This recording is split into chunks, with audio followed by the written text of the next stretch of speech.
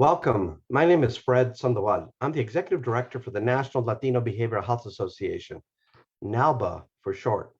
Thank you for joining us today to our Plática called Tenemos Voice. This is a program that we're very proud of, and it's co-hosted today with Nathan Lawson with the Office of Peer Recovery and Engagement. He'll be introducing himself in just a little bit.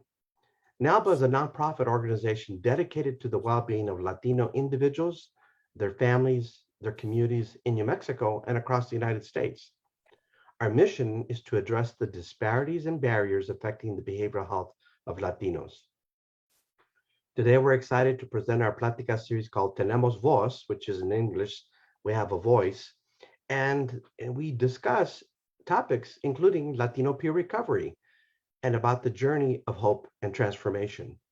Plática is the Spanish word for a conversation. So today, you're going to hear this conversation with our guest presenter, who we're going to introduce in just a little bit. Today, we highlight the work of our guest speaker and her experience in working with individuals in recovery. NALBA would like to thank the New Mexico Human Services Department and the Office of Peer Recovery and Engagement for making this series possible.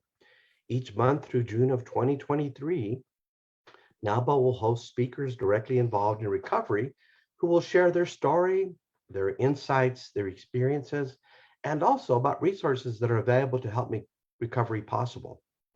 So please join us each month. We're excited because we do have a live Facebook audience that follows us every month. And as you know, today's session is live, and then we will record it, and it'll get replayed after that. So we're excited to get started here. And so let's begin, and we're going to ask our esteemed colleague, also referred to as my compadrecito, our co-host Nathan Lawson, to introduce himself and also to introduce our presenter. So I'm handing it over to Nathan to do those introductions. Good to see you, Nathan. Hey, good to see you as well, sir. And I always like to share this when we hop on these pláticas that, for me, this feels like a second home, right? If you would. I feel, a part of the family as well as the community. So thank you for everything that you and NALBA does, Mr. Sandoval. My name is Nathan Lawson. My last name's Lawson, but in all reality, I am a Moya, right? We just didn't have enough money when I was a young man to get that last name changed. I am a person in long-term recovery, and what that means for me is that for the past 8 years, I have not had to use drugs or alcohol to cope with everyday life. And it all started for me through someone like this wonderful guest that we have with us today, right? So who we have with us today is Mrs. Renee Chavez-Maes.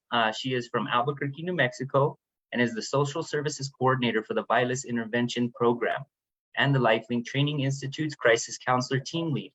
As a certified peer support worker and community health worker, Renee has served in a variety of community-based positions where she has increased her resource navigation and networking skills that now equip and empower her to serve and advocate for our state's most at-risk and vulnerable populations, and specializes in working with women recovering from incarceration, substance use dependence, and homelessness, and has founded a 501c3 nonprofit organization that houses women in transition. Renee has spent over 25 years of her life incarcerated, which she now uses to empower her work as a peer mentor and recovery coach. Renee's passion to reach her community drives her work to eliminate health disparities and restore community justice one person at a time. And I want to add something, right? Because, me and Renee, we go back a little bit, man. I'm the training and development specialist for the Office of Peer Recovery and Engagement. And, we're just honored to be in collaboration with NALBA, might I mention. I remember meeting Renee for the first time, right? And it was actually one of the first CPSW trainings that I put together down south. I believe it was in Las Cruces or Silver City.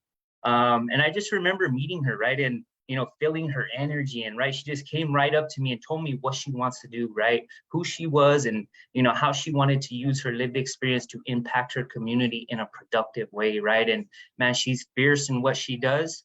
And I'm really grateful to know her and to be a colleague of hers, right? And a friend in recovery. Welcome, Renee, welcome. Thank you, Nate. The feeling's mutual, 110%. I love the Office of Peer Recovery and Engagement. Mr. Sandoval, thank you for having me here today.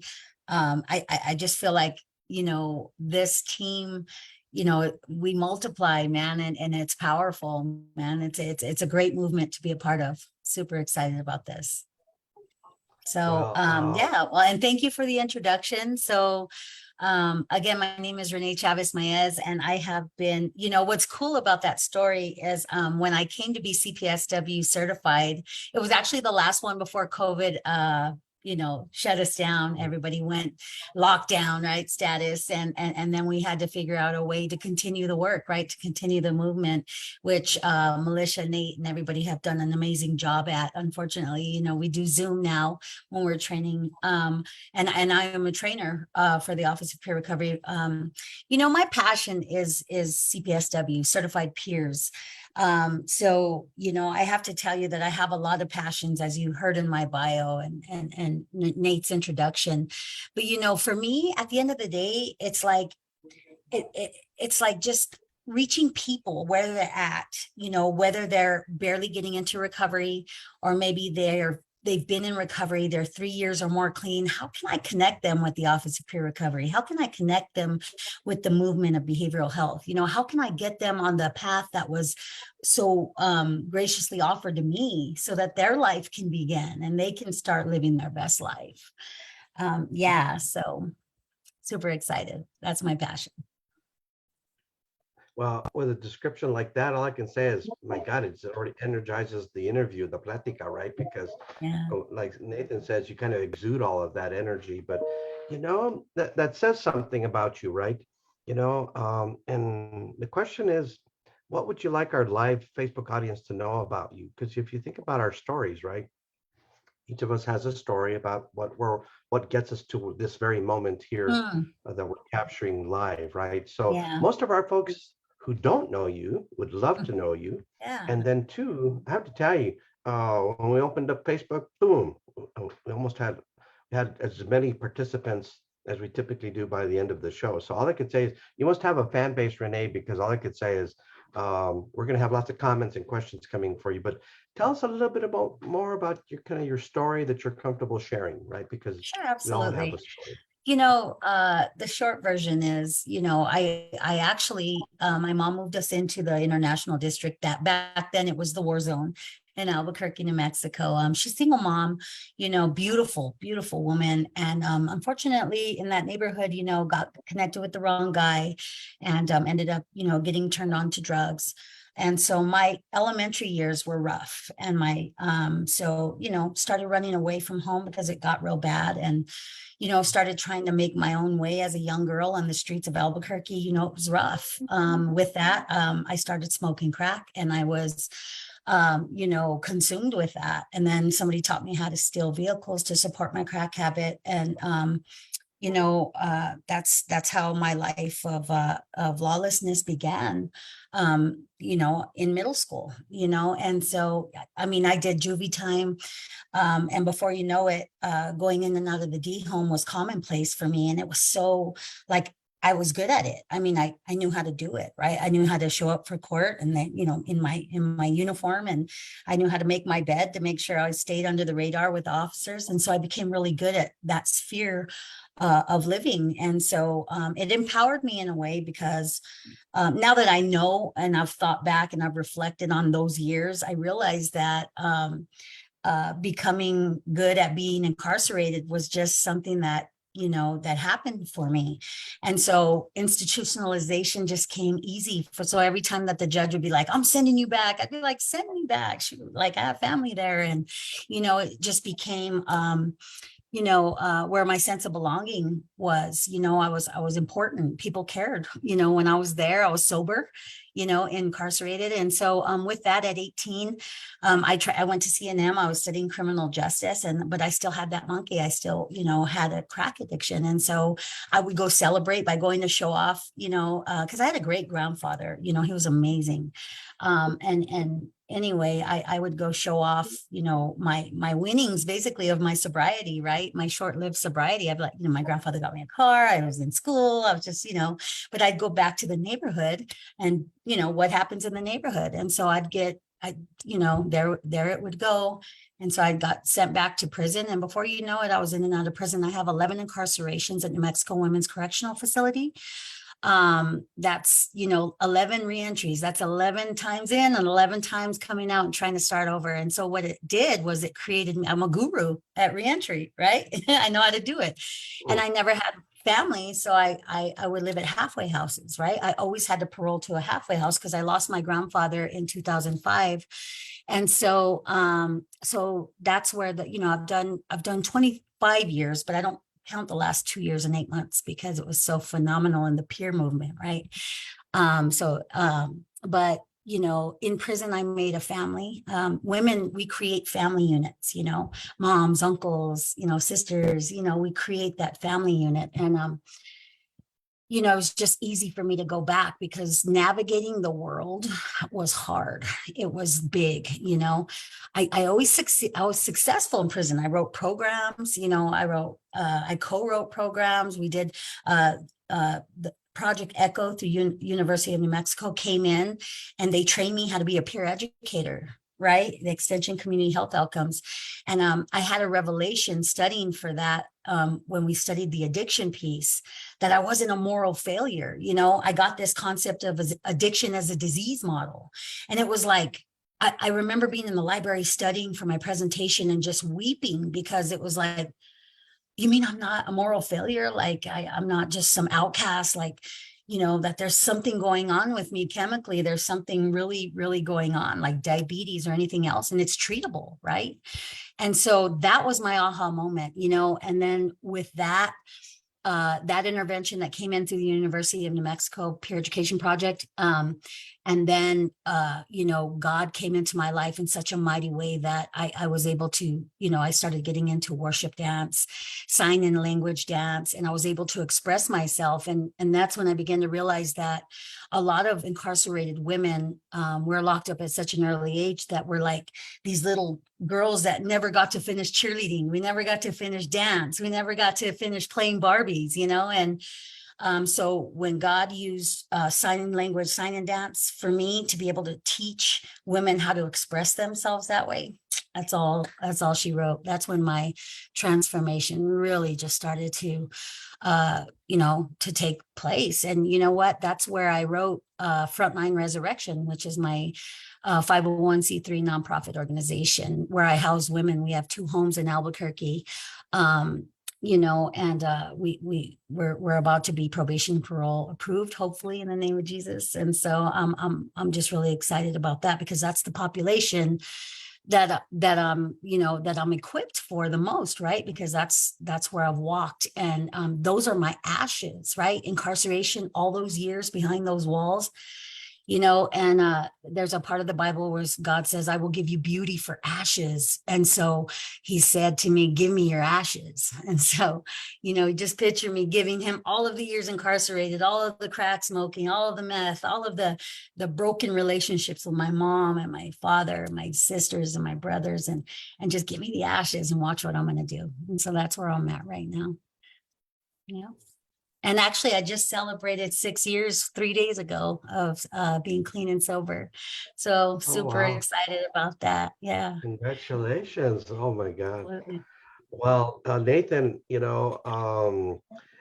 were smiling the whole time, right? And I was just imagining what you were thinking as Renee was telling a little part of her story, right? Because as she said, gosh, this may take a little bit more than an hour to hear all of that, but she did such a great job at really just kind of summarizing not just some of her early experiences, the issues having to deal with the juvenile justice and the criminal justice system, and then now her work out in the community, which is quite an accomplishment, right? Because oftentimes what many peers find is that sometimes starting their own business is sometimes one of the best solutions that you can have for being able to be employed.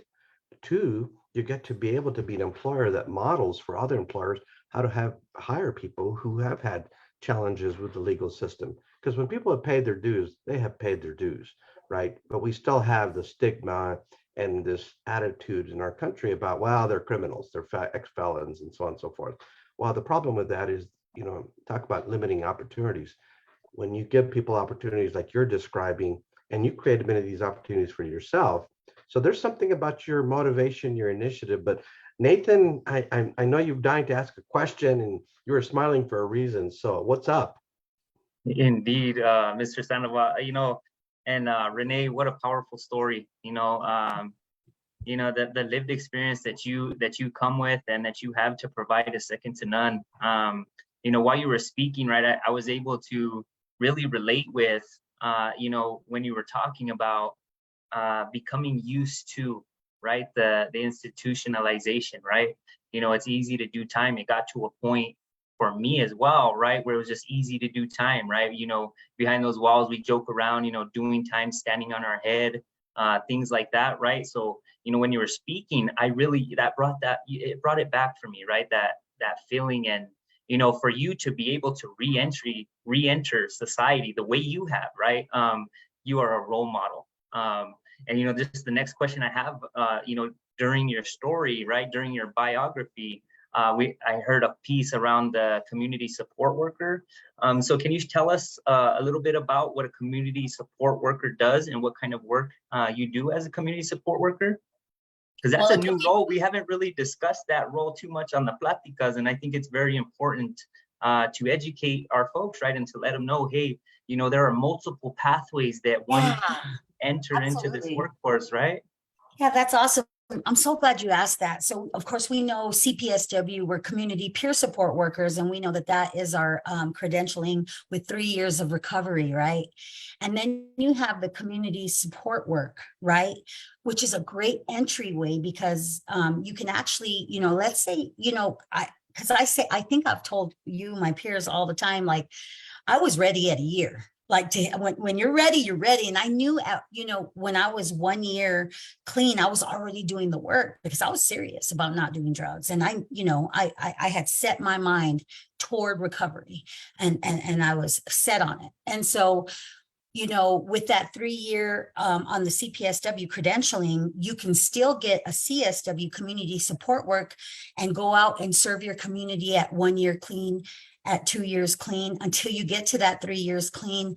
And it's actually a 3-day training. And so what you do is, it gets your feet wet with working with individuals, who are displaced, who are living intense and don't know how to navigate resources, individuals that are struggling with their health, that goes into a little bit of community health, CHW, which is also another pathway that you can take to get, boots on the ground and credentialed. So you can, it's certified. It's a certification. It's not a credentialing, but you're able to take the course and then start working with your community and starting to learn, what it means to work in the behavioral health field. And, you can do all kinds of stuff with it and you can get good pay for it and you can make a good living with it. Right. And start to build your house, rebuild, because we're in rebuilding phases when we come out of recovery. And that's another thing about reentry. A lot of the times reentry, we think, oh, prison, right? They're coming from prison, but reentry from an abusive relationship, reentry from homelessness, reentry from, just all kinds of different life circumstances, right? Maybe a divorce, right? Something, depression, something that's rocked you to your core. So we have to get up and dust ourselves off and rebuild. And so community support work is a powerful way to get that going. And that's something I'm very passionate as well. I started off working with people who are getting clean, and I still work with people who are getting clean, whether 1 day to 100 days to 5 years. But my thing now is women coming out of prison or women who are returning from life disruption and getting them on this path. And so because of, they see me and they want to, I want to be a certified peer support worker. And that's exactly who they are. But putting it on the CSW pathway, I call them pathways, right? CSW pathway or the CHW pathway is getting them in the door so they can begin to replant themselves in society in a meaningful employment that they enjoy doing, right? So that's a little bit about what that is. Well, that's a great explanation. And I got to share with you, Renee, you have just taught me something, right? Because, Yeah.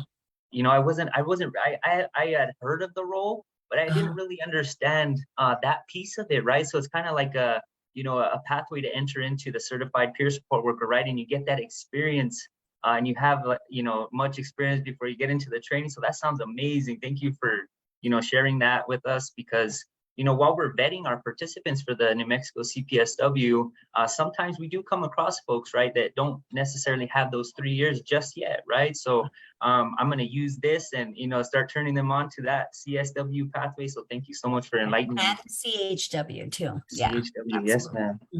Yeah. Yep. Well, that's awesome. Great question. You said something, Renee, that triggered something for me, right? You used the term building and rebuilding, right? It's a really good description. All of us can kind of relate to that, right? And it reminded me of the way I was trained in graduate school in an area called community development. Mm. And what community development is about is how do you support the community in building the social and community infrastructure in a community. So I'm taking you back a whole generation here, right, of how community development as a profession was critically important to the infrastructure of building our nation. Ooh. And so you're describing really an aspect of it that relates to both workforce and to building the community's infrastructure for how to deal with its social issues. So, in some ways, really the community support worker movement, the work that you're describing is really an extension of that whole framework.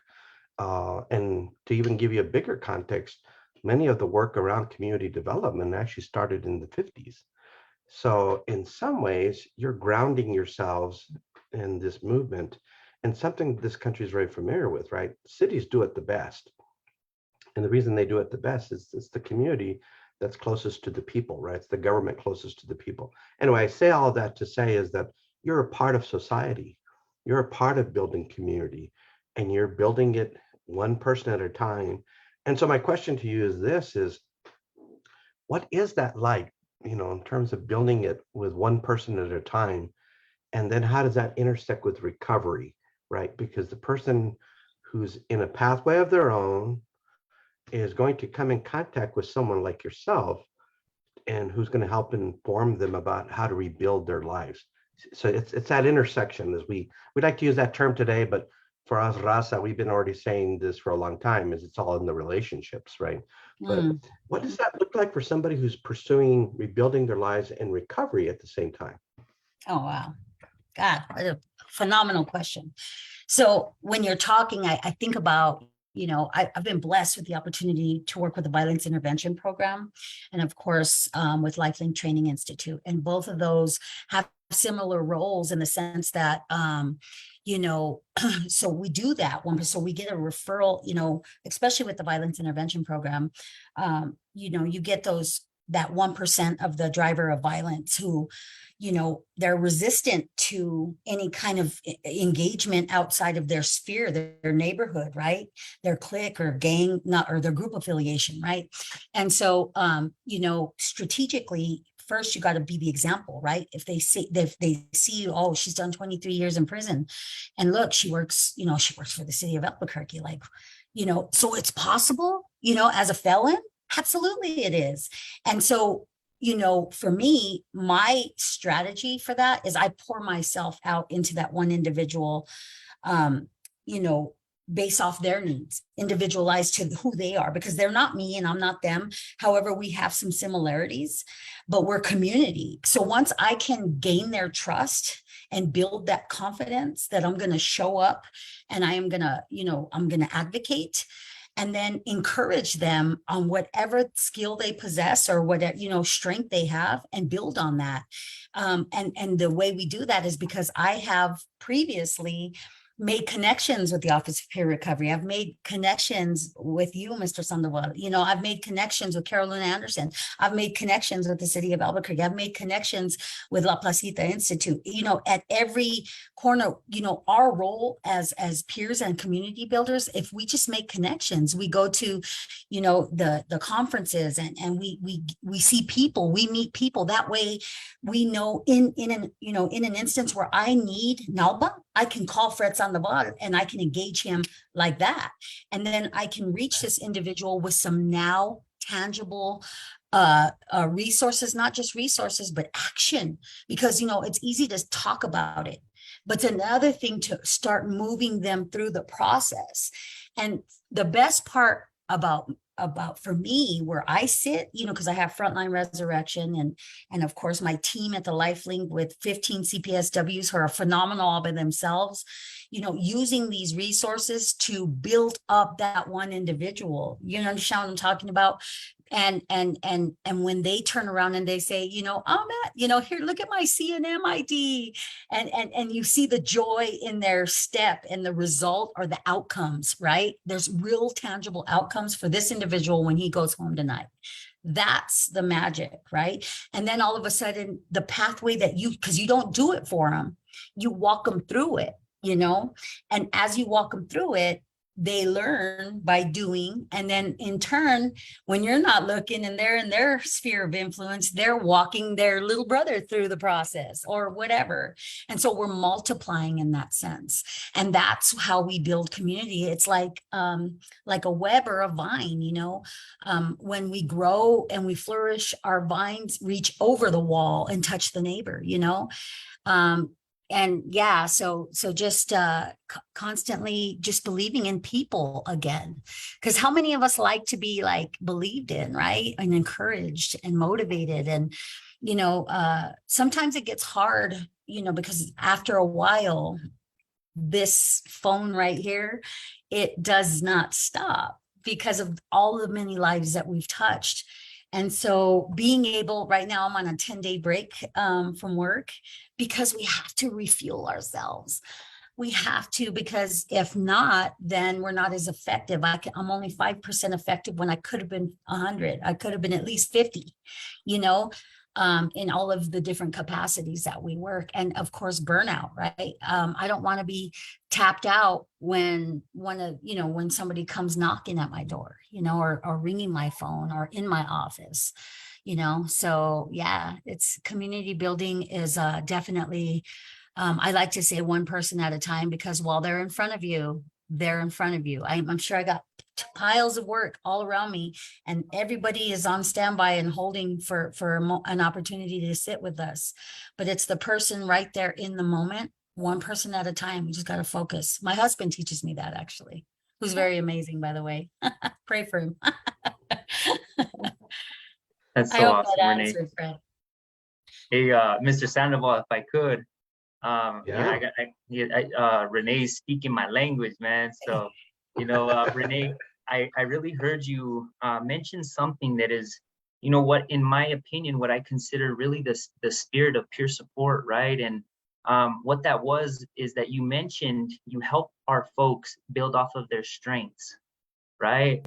And I can vividly remember 8 years ago, you know, a little over 8 years ago, not knowing any of my strengths, right? Not thinking I had any strengths, right? And through the work that you do as a CPSW and all of our CPSWs in the state of New Mexico, by the way, I got to give a big shout out to the 602 strong in Nuevo. Congratulations to every one of you, man. Your recovery and resiliency is powerful. But I just really wanted to capture that and highlight that, right? Because, you know, that's one of the most important things that we do as certified peer support workers in the behavioral health or mental health system, is that we're agents of change, right? Yes. We're able to identify a strength in someone that not only they don't see themselves, but most people around them don't even see, right? And that is extremely powerful. And the second thing I really wanted to highlight that you mentioned was the self-care aspect. You know, I want to give you a big kudos, you know, because I know who you are, Renee.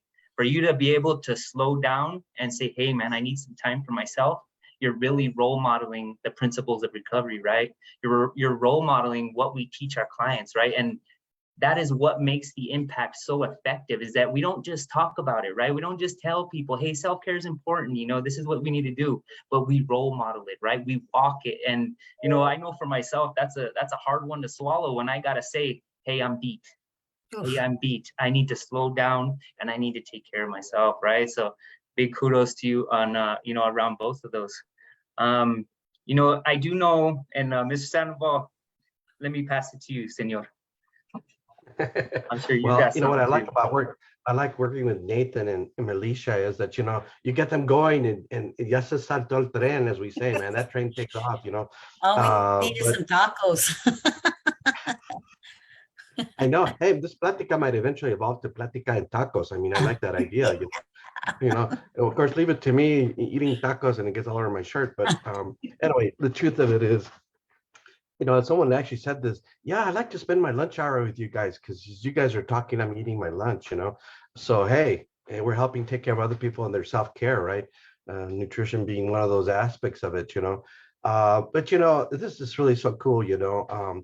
You know, what's refreshing is I can say something because I entered the field of health and human services in the late 70s. So that'll tell you a little something.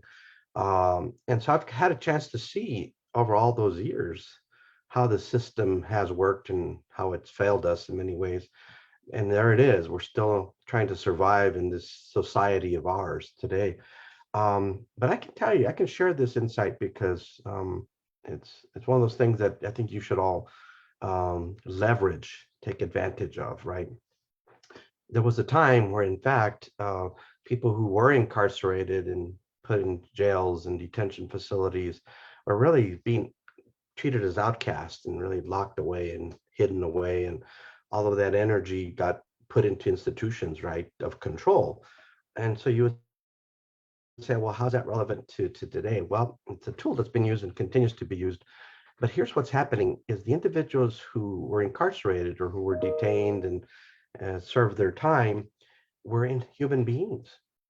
These are individuals who had families and had lives, and things happen that oftentimes are out of their control, right? You know, as a 12-year-old, stuff happens to you. You didn't ask for it, it just happens to you, and then you get caught up in a slew of other things. Anyway, the system oftentimes is influenced by how society has put things around us in ways that we have no control over. While what we have observed is the professional system has been intended to help us, those of us experiencing these problems and difficulties, rather than the empowerment movement that we have today, which is we have a sense of self-responsibility. We have power about making decisions and new choices because everyone who's opted to take the choice of recovery and that pathway comes back with a full set of energy and enthusiasm to help others. So the helping profession, both professional and other people who wouldn't be considered credentialed or licensed, are doing what? They're helping the community heal and get better. And we're now able to see the people who had been outcast in the past now are seen as important to the helping system, because a lot of what the helping system has done harm. And so I'll give you one example and I'll stop here. And I'd like you, Renee, to comment on this. And that is oftentimes many of the residential programs for women were designed for men. And so the models were framed around men. But the circumstances for women are vastly different, right? Because what happens if you have children, right? You know, what happens in a fearful situation where an ex-partner is threatening to take the kids away because, of the misgivings of that relationship and whatever happens.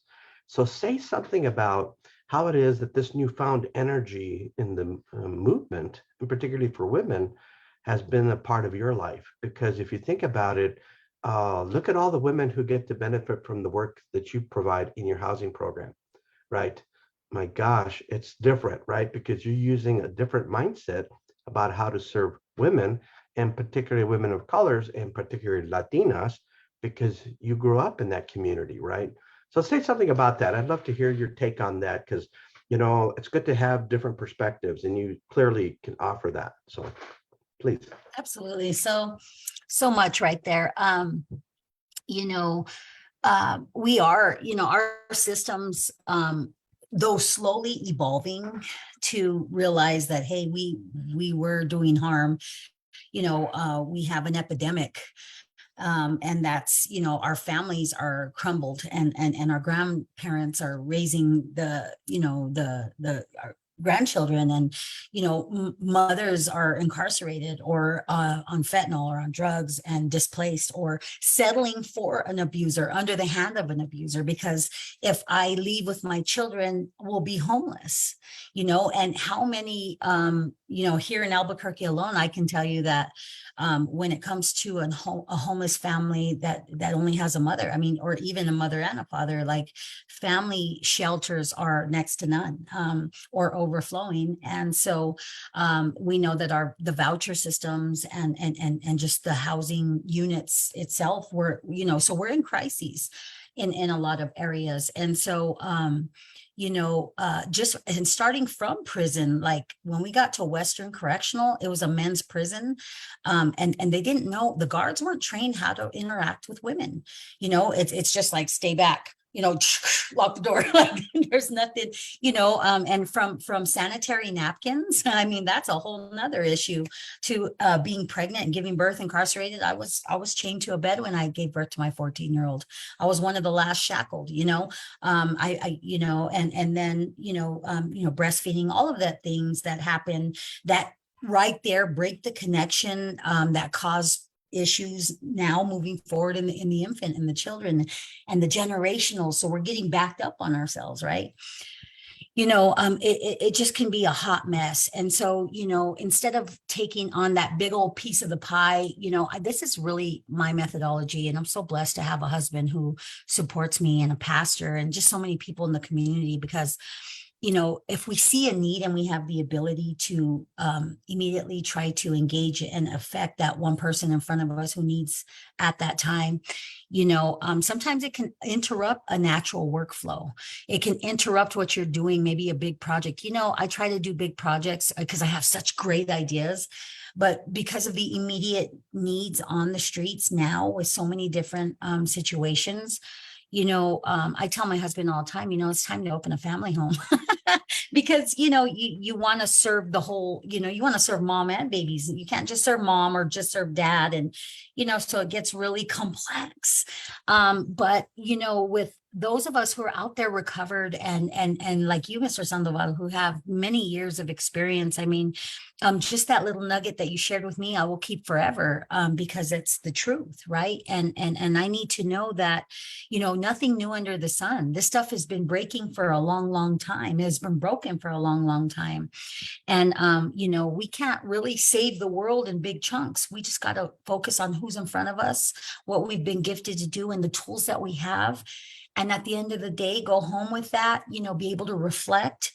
And when you get a download of a model or a program that works, man, like, just, that's the model I work off of. Like, there's a house, I lease it, I put women in it, I encourage them, I connect them, and boom, the house starts flourishing. We open another one, we do it, we connect them, and they start paying their rent. And before you know it, with women, I have to say this: you give them a safe space to store their shoes and their clothes, or at least to start collecting them again, and a place to curl their hair and make, and where they feel safe.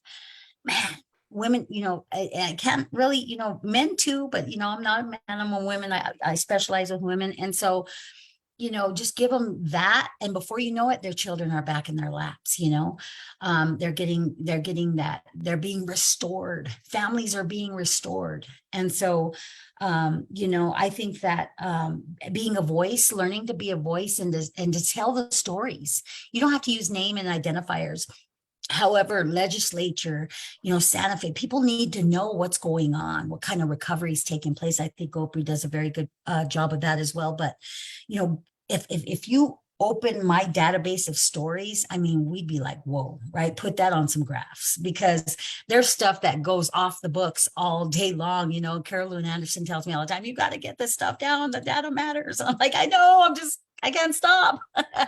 But I don't know if I answered that question or if I touched on it the way that your question so elegantly put, but I think just one person at a time, meeting the need of that individual based on gender, based on culture, based on, cultural relevancy, based on spirituality, meeting people. And again, that goes back, Mr. Sandoval, to we connect with people. That's my job. My job is to research who's out there, who's housing, and go meet them and go, is it a shelter? I want to go to the shelter. I want to walk on the ground. I want to smell the air. I want to look at the shower. I want to see the toilet. Would I be able to get up here? Would I be able to stay sober here? Would I be able to be safe here? And if I'm not, I don't refer over there, because I can't just find someone off of a resource and send somebody that I'm working intimately with if I haven't went and touched it myself. And that kind of intimacy is what I think people need, because everybody has feelings and they want to be seen and heard and adhered to in their moment of crises. And that's, I think, what sets us apart from the rest. Wouldn't you say, Nate? Most definitely, Renee. And, you're mentioning a couple things, right, that I really want to touch on is, number one, the efforts that you're putting in to establishing and maintaining the trust, right? We're talking about system change. We're talking about being agents of change, right? And, we're working with the most vulnerable of populations, specifically yourself and your organization. And what I'm hearing you say is that the relationship and the trust that you develop with these individuals is priority, right? And, I got to share with you, as somebody who has navigated the system, who has been down similar paths that you have, I never had that, right? I never had the opportunity. As a matter of fact, I think, in all of the years I did incarcerated, I saw a case manager one time, and that was when I was chained to the ground getting divorced, right? And, being an agent of change, right? Being a person in your community, right? That is willing to not only role model, right? To the folks that are making the decisions, that are, running these organizations, that have the ability to make change. By you doing that walk, right? You are role modeling and you are being an agent of change, man. So big kudos to you.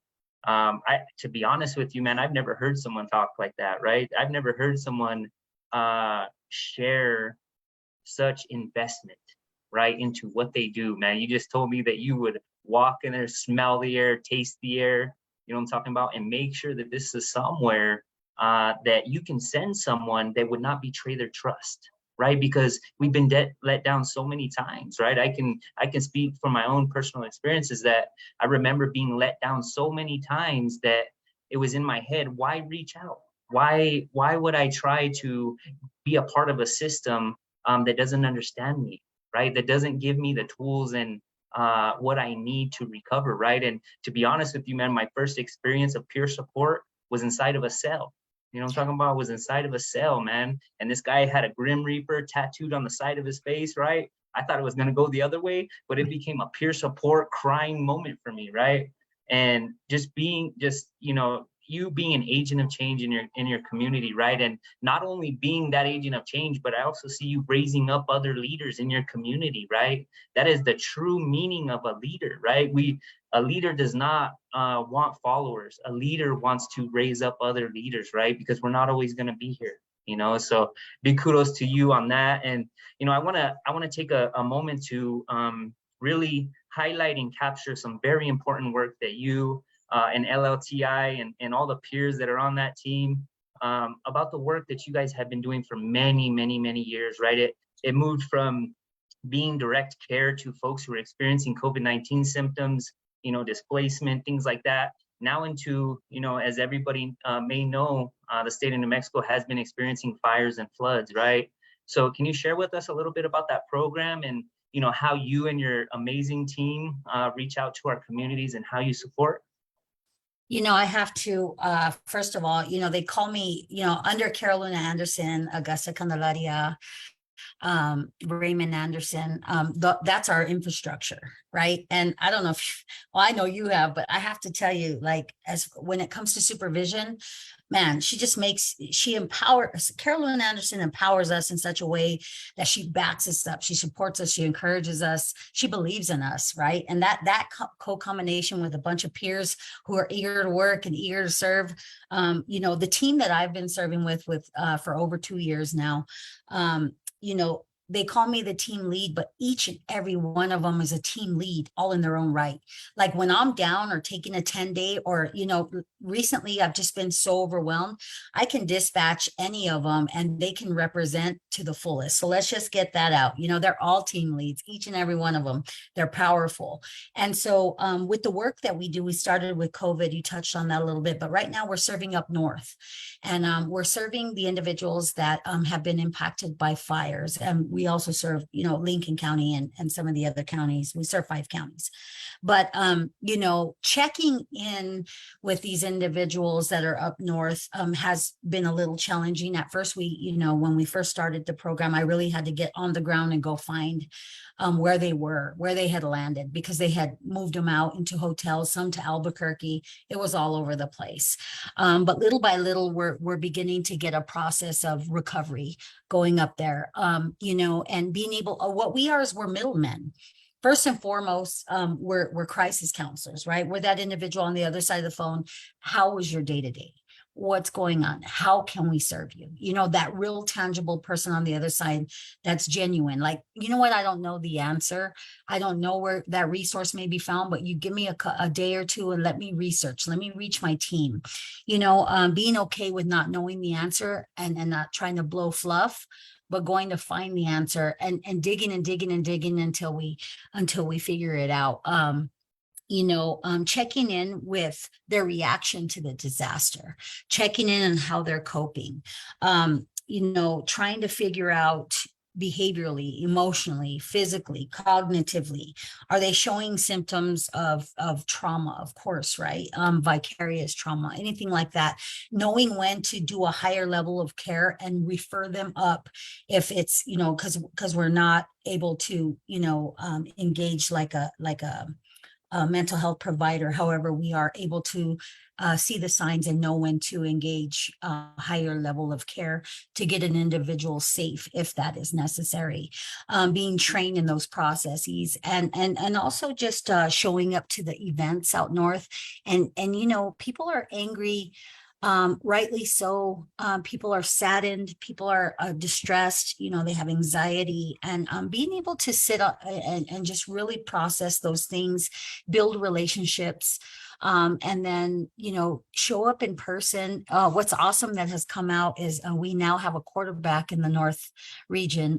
We were doing an outreach, my team and I, and we ran into a lifelong member who has been in Vegas all their life. And had already been doing CSW work, was a CSW over there, and was at one of the legal clinics with his father. And we were able to engage and get him set up with the Office of Peer Recovery and Engagement. He's now certified peer support worker and being trained as a crisis counselor. So we now have a northbound quarterback, someone who's there, who looks like the community, who walks like the community, talks like the community. And, that's powerful. It makes a huge difference. Even though, we are good at what we do, I can move better when you throw me in the international district than when I go to Las Vegas, New Mexico, right? So now we have him there, and I think it's going to be a lot more effective. So, just being there for our northern neighbors is the best way that we can. And again, it goes right back to making connections, showing up to meetings, trying to get to know who's who, where's the pastors, where's the churches, like who's doing what, where's the sandbags, where's the resources, who offers hay, who offers cleanup, who will go into and repair a bridge, those kind of things. And again, sometimes it's taken a little bit of time because we're starting at the bottom in a sense, right? Because we're like, okay, well, who's who and where's where? And so just being okay with that, being a rookie all over again in that region. And then now, maybe coming to the intermediate stage and just growing little by little as far as our knowledge goes out to the northern neighbors over there who are resilient, powerful people. They make their living on a lush land. And so there's a lot to recover from the roots all the way up, because a lot of those trees will never be replaced in their lifetime. And so those kind of things are as deep calls out to deep. That's deep, right? When you stand out and you look at trees you've seen all your life growing up, your generations, your fathers and your mother, grandmothers, and now they're gone. And so being able to process that with people who really do care. So that's the work we do out that way. Yep. That's amazing work. And what do you think, Mr. Sandoval? That sounds like quite the initiative. Yeah, that's absolutely right. In fact, I think what's important about it is it's the state's response to a situation where community, going all right back to the core of what we're all about, is how is community affected? And every community is affected differently because of what the circumstance is. In this case, the fires and the floods have been incredible devastation, right, to families like our own who have been in New Mexico since the early 1600s. So, for us, our land-based view of the world is really tied to our identity, our culture, everything about us. And for us to now see those losses, how many times have we heard in the elders already saying how much they've lost that they'll never be able to restore and for the rest of their life. So that type of trauma needs attention. And the good news is that we'll be working closer with you, Renee, and the team, because now we're going to start to bring in the clinicians to be able to be of some support. And that actually now takes effect this week. So all I could say is now we're ready to kind of notch up a few more things to be able to help to provide a response that's culturally and linguistically appropriate, right? Because our work as an organization is to ensure not just that service is provided, but that it's appropriate to the populations you serve. And that means you have to have an intimate knowledge of your community, going back to what you said, right? Have an intimate knowledge of the community and its resources. Have the people who are in your community being your best allies, your trusted agents, because part of that is, I live in Peña Blanca, New Mexico, right? So I was affected by the fires, right? Just across the river in the mountains, I was affected by them, but in a very different way, right? So all of us have an understanding of what we can do. And I so appreciated you, Nathan, bringing that question up, because it's an example of how peers continue to support each other, support the community, and how as a community of every possible description and character and responsibility can be there to help serve community. And I can't believe it's 12:52. This has been one of the most dynamic exchanges I've seen in the Pláticas. So between the two of you, kudos to both of you, because all I could say is I think this might merit asking Comadre Renee to come back at some later point and so we could learn about her progress. But I'd be remiss not to give a shout out to many of the folks that have been listening in. And so much kudos to Jeanette Escott, who is in the northern part of the state. She listens into the show regularly. We have Dr. Mercedes Martinez from Chicago, Illinois, listening in, and she attends our sessions pretty regularly. We also want to give a shout out to Natalie Rivera, to Lynette Russell, and by the way, Lynette is in California, and she's been following this. A shout out to Fernando Gonzalez, and of course to our comadre, La Estimada Melissa Lee Montaño. It really tells us that all of us are motivated and inspired by these stories, right? So the Plática is both a venue, a vehicle, and a voice for people to be able to bring these issues to people's attention, because oftentimes, the way we role model talking about it is talking about it, right? And we do that in our unique way. And what's really powerful is for the truth telling to take place. Because what happens oftentimes, there's some things we can't say in an organization, or there are some things we can't say in society. But, this is a safe place for that to happen. And Renee, I just want to say thank you so much for joining me and my compadrecito Nathan. Nathan's going to have that title now forever, right? He's going to be my compadrecito. But I want to have you leave us with a final takeaway, so that this way, keep in mind that as we record this, we're going to replay this.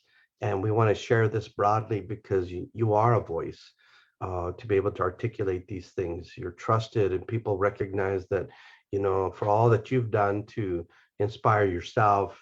And as you've given credit to your spouse, thank you for doing that, because oftentimes, the men get lost in being able to understand what role they get to play in the lives of their spouses. And I think you acknowledge that. Thank you for showing and modeling how we can support each other, because sometimes the tensions in our relationships oftentimes get splintered.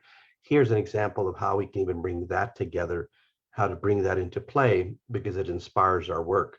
So what's the takeaway for today, Renee? And then after that, we're going to wrap it up. So go ahead, Renee. Thank you so much for having me today. And I think that the biggest takeaway is this. If I would have given up on the first time I went back to prison, or maybe even the third time, or even the sixth time when I told everybody, I'll never go back to prison, and people were actually rolling their eyes at me. Or how about the 8th time or the 9th time? But it was the 11th time.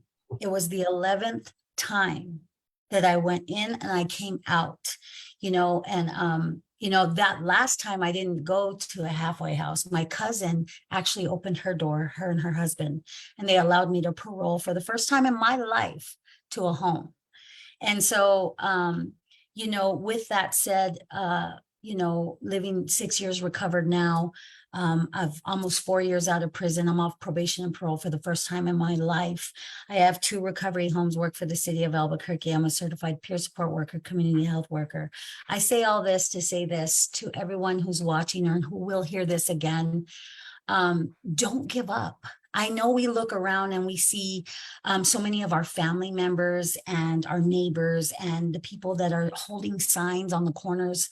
We never know who that individual could be. And if it's in your power or sphere of influence to engage or to help or to assist, please do that. Don't be afraid in showing some kindness in a world that's getting darker and darker. I say this with all of my heart and all of my soul. It takes a community to engage at this level. Fentanyl has taken our state by force. And I think it's time for us to push back. And if that means, if you can from afar, prayer or financially support someone who's boots on the ground doing the work in their own organization, if you can get a job or a CSW, CPSW, CHW certification, if you can go back to school and get your master's and be a social worker, however that needs to be. If you just want to be a good neighbor and step out and, give someone a jacket in these cold upcoming winter months, or how about donating out there to the northern part of our state, showing up, who they're rallying to help, 90-year-old women clean up and place sandbags. Any little act of kindness, I believe, one person at a time, one day at a time, we can do this, New Mexico. And I'm just, if anything that we take away from today is community is powerful. We are powerful, but no man is an island. So get linked up with one of these awesome organizations and have an amazing day. Thank you, everyone. You're awesome. Well, Mr. Nathan, bring us home, my friend. Right on, Mr. Sandoval. I got to second your notion that this Plática, I remember it was 11:55, right? And I hopped on and I was transparent with my team, right? Because those around me teach me to do that, right? And, I'm like, yeah, I had to go put out a fire, man. And, I was kind of, to be honest, I was a little flustered, man. But Renee, thank you, man. Thank you so much. Your message, who you are as a person and what you have to offer is powerful. It's fierce. And, right now I feel so centered and so grounded, ready to rock and roll. So thank you. Thank you for everything. And Mr. Sandoval, I can't wait for the next Plática.